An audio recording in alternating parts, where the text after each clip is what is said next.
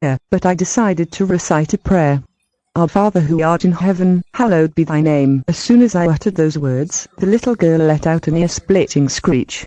She screamed so loud that I thought I would go deaf, and I had to clasp my hands over my ears, but I never stopped reciting that prayer. Thy kingdom come, thy will be done, on earth as it is in heaven. The girl dropped the doll and it fell to the floor. All of a sudden, it came to life and came at me, gnashing its teeth and scratching with its clawed hands like a feral animal. I tried to kick it away, but it jumped at my neck and tried to tear my throat out.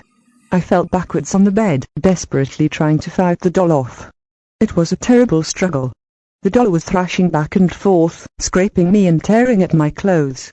Every time it got its hands around my neck, it started to throttle me. Eventually, I got the upper hand. I grabbed it by the legs and swung it with all my might, smashing its head against the wall. It hit the wall so hard that it left a dent in the plaster.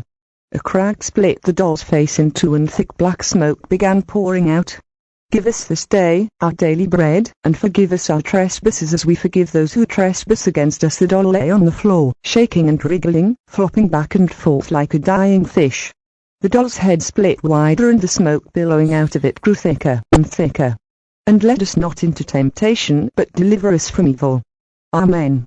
When I finished reciting the prayer, Lisa was lying in the middle of the room, unconscious, and the doll was little more than a steaming pile of molten plastic, hissing and bubbling on the carpet.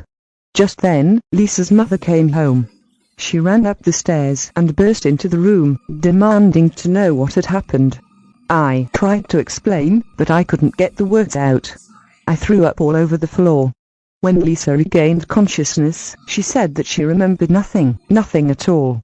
I looked at her eyes.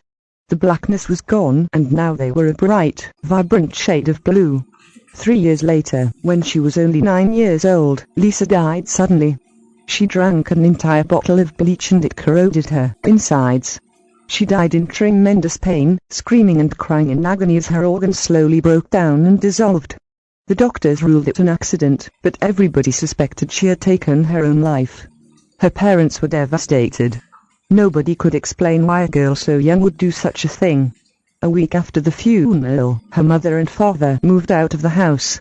It held too many bad memories. They were going through Lisa's bedroom and packing up her belongings, they found something glued to the back of a mirror. It was a photo of Lisa and the doll. On the other side, written in a childish scrawl, was a message. She has returned to us. For those who answer our call will be damned forever.